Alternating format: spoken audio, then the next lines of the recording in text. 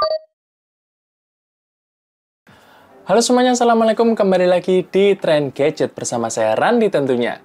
Ya, di video kali ini saya mau cerita ke kalian sebuah device yang paling membantu saya saat bikin konten, yaitu adalah kamera. Dan sesuai judul dari video ini adalah Canon M100. Sebuah kamera yang dirilis di tahun 2017, tapi saya sendiri pakai si kamera ini mulai tahun 2020.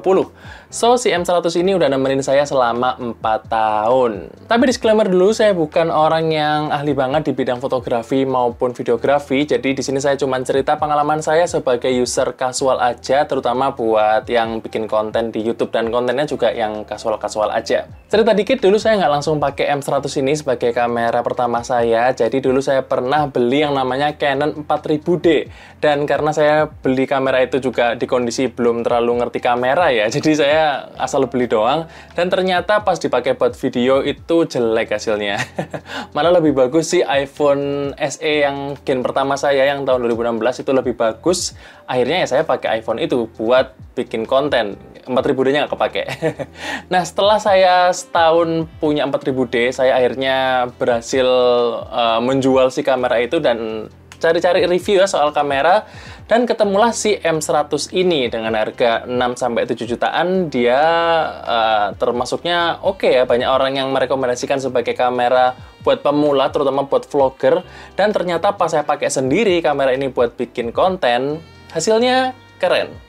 Fitur yang paling saya suka dari kamera ini adalah fokusnya yang cepet dan akurat banget. Jadi peningkatan yang jauh ya dari 4000D yang saya pakai sebelumnya yang kacau banget memang. Dan juga yang paling berguna banget buat saya adalah fitur flip screen-nya ini.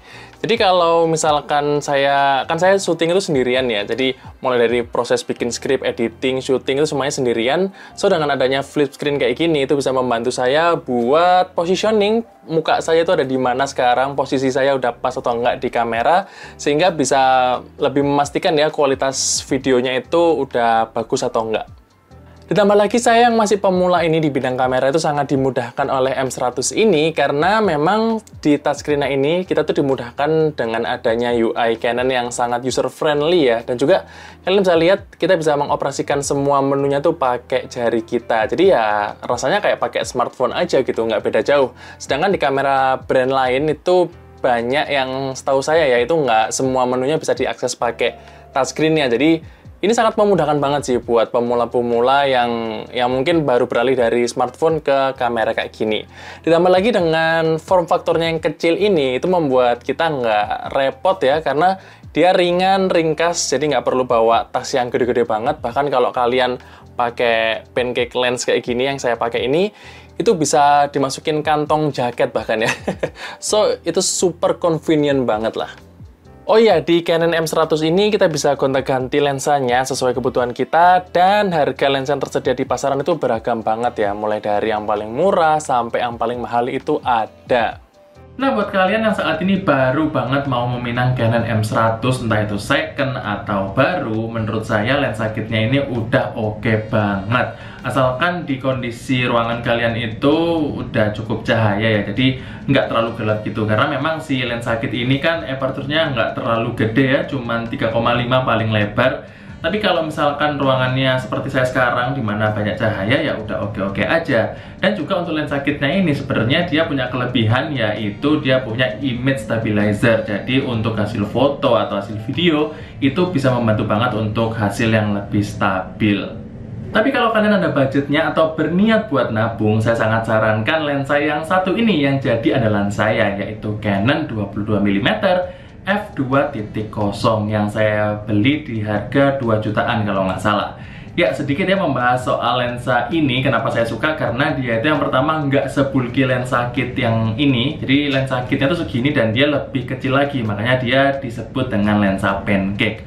Terus dia juga dengan f2.0 dia tuh membuat kita punya kemampuan menghasilkan video yang bokeh gitu ya, dan bokehnya tuh memang nggak terlalu dramatis seperti f1.4 atau f1.2 gitu ya, tapi dengan f2.0 itu bisa mendapatkan bokeh yang cukup dreamy menurut saya, jadi udah cukup banget.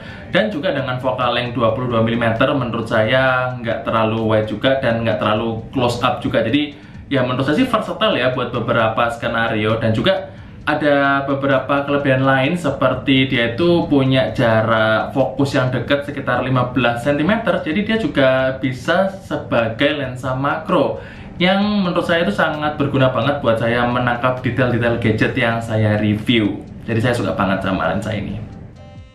Palingan catatan untuk si lensa pancake yang saya sarankan tadi, dia itu adalah lensa fix, jadi nggak bisa zoom in zoom out, dan dia juga nggak punya image stabilizer di lensanya.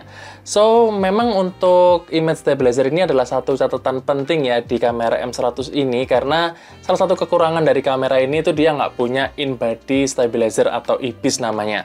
Jadi kalau misalkan mau stabil ya dia cuma ngandelin dari lensanya aja. So, kalau misalkan kalian pakai lensa kayak gini, dia nggak aktif untuk stabilizernya. Kecuali kalau kalian misalkan pakai lensa yang ada stabilisasinya seperti lensa kit bawaannya Canon, ini dia udah ada IS-nya atau image stabilizer-nya, dan hasilnya akan lebih stabil untuk video dan foto. Tapi misalkan kalau kalian mau pakai kamera dengan lensa yang nggak ada stabilizer-nya kayak gini ya, itu bisa juga tetap stabil hasilnya, tapi ya kalian harus beli gimbal lagi untuk stabilizer-nya, dan harganya nggak murah juga sih. Sekitar 2 atau 3 jutaan lah paling murah untuk gimbal stabilizer buat kamera mirrorless kayak gini. Terus kalau ngomongin soal lensa, berita buruknya adalah Canon itu udah meninggalkan environment EOS M mereka. Jadi sekarang mereka itu fokus ke Canon R dengan mounting yang RF-nya. Jadi akibatnya adalah kalau kalian baru mau beli EOS M seperti ini, seri apapun ya, termasuk M100 ini, kalian akan sedikit kesulitan buat nyari lensanya, baik dari merek Canon itu sendiri atau dari third party brand seperti Viltrox, Yongnuo, dan lain sebagainya. Jadi lensa yang saya sarankan ini juga saya lihat kemarin terakhir udah nggak terlalu banyak stoknya di marketplace. So memang itu adalah salah satu nggak enaknya ya kalau pakai EOS M di zaman sekarang, karena ya udah ditinggalin sama Canon. Tapi bukan berarti di pasaran itu sama sekali nggak ada lensanya, cuman agak effort aja buat nyari. Hal yang perlu diperhatikan juga di kamera ini adalah dia tuh nggak punya hot shoe ya di bagian atasnya, jadi ini polosan aja, sehingga kita tuh nggak bisa pasang kayak flash eksternal. Jadi kita flashnya pakai flash internal kayak gini aja, nggak bisa pasang yang eksternal, dan juga di sini nggak ada jack audio buat colok mic eksternal. So biasanya saya tuh kalau ngerekam pakai kamera ini, jadi saya pakai kameranya terus audionya tuh saya rekam secara terpisah di PC, nanti baru waktu editing dijadiin satu. Tapi kalau misalkan kalian sekarang mau beli kamera ini ya, dan ternyata belum ada budget tersendiri buat beli mikrofon tambahan, menurut saya untuk mikrofon bawaan dari si kamera Canon M100 ini udah cukup menurut saya ya, at least untuk di awal-awal kalian pakai gitu ya, buat bikin konten di awal-awal aja. Karena kalau untuk syuting di indoor kayak gini, dimana ruangannya itu sepi, itu udah cukup banget sih buat pick up suara, itu udah jelas seperti yang kalian dengerin sekarang. Tapi kalau misalkan nih kalian ada rencana kedepannya buat konten-konten yang di tempat yang rame, di outdoor gitu ya, misalkan di restoran, atau di cafe, atau di lapangan luas gitu, itu kan biasanya rame ya, itu banyak ambience dan suara-suara lainnya, itu memang lebih baik kalau kalian invest di mikrofon. Tapi buat pertama kali ngonten gitu ya, buat kalian coba-coba mengenali kamera, ini udah bagus banget buat internal mikrofonnya, jadi udah oke. Nah, mungkin ada yang penasaran dengan daya tahan baterai si kamera ini kayak gimana. Jujur saya juga udah agak lupa ya setahan apa baterainya si M100 ini, karena 2 atau 3 tahun terakhir saya pakai kamera ini itu udah pakai baterai dummy yang saya sambungkan ke power bank aja, karena saya nggak mau waktu syuting itu pusing dengan masalah perbateraian. Jadi saya pakai baterai dummy aja terus disambungin ke power bank, karena itu akan lebih lama ya tahannya, dan juga worry free gitu ya. Jadi saya juga nggak ingat juga untuk daya tahan baterainya dia seberapa lama. Tapi seingat saya banget nih, untuk perekaman di 1080p 30 fps dia masih tahan untuk rekaman di 30-45 menit. Dan oh ya, saya jadi ingat ya untuk perkara FPS-an ya. Jadi kan si kamera ini maksimal itu ngerekamnya di 1080p 60 fps. Dan kalau misalkan kalian berencana buat rekaman dengan durasi yang lama ya, itu kalau misalkan kalian pakai resolusi mentok kanan yaitu 1080p 60 fps, si kamera ini akan overheat, dan di saat overheat dia akan berhenti untuk perekamannya. Itu sekitar 15 menitan atau 20 menitan non-stop itu bakal overheat. Jadi saya sarankan kalian nggak pakai resolusi itu secara terus-menerus ya, kalau misalkan memang perekamannya itu mau lama. Tapi kalau misalkan kalian pakai yang resolusi 1080p 30 fps saya pernah pakai ya waktu perekaman indoor tapi ada AC, itu dia bisa merekam nonstop sampai hampir sejam, itu kuat kok, asalkan ya itu ada AC di indoornya. Jadi ya untuk perekaman yang terlalu berat si kamera ini juga agak gampang overheat sih. So, kesimpulannya, apakah di tahun 2024 ini masih worth it untuk membeli Canon EOS M100 ini? Menurut saya dengan harga yang ditawarkan sekarang ya, kalau kalian cari di marketplace itu unit second-nya udah menyentuh 3-4 juta. Dan dengan harga segitu kalian bisa mendapatkan sebuah kamera yang cocok banget buat pemula atau orang yang pertama kali baru mau pakai kamera kayak gini. Dengan kualitas video atau foto yang juga udah oke, terus bodinya juga ringkes, enak dibawa kemana-mana, dengan autofocus yang mantep banget, terus juga potensi yang luas banget karena dia bisa digonta-ganti lensa asal kalian bisa nemuin lensanya, dan juga dengan layar flip kayak gini tuh bisa memudahkan banget buat kalian bikin konten, entah vlogging atau seperti apapun. Dan kamera ini menurut saya udah versatile banget ya buat ya penggunaan apapun lah, untuk bikin konten secara kasual ini udah oke banget. Walaupun dengan beberapa kekurangan yang tadi saya sebutkan, tapi menurut saya dengan harga segitu menurut saya masih agak susah sih untuk ngandingin si kamera ini, karena mungkin tandingannya adalah 6000 ya yang agak stabil di atas harganya ini, atau mungkin saya nggak tahu kalau Fuji bandingannya apa, tapi buat saya M100 ini di tahun 2024 ini masih sangat worth it. Dan buat kalian nih yang sekarang mau coba hunting kamera ini di marketplace, have fun!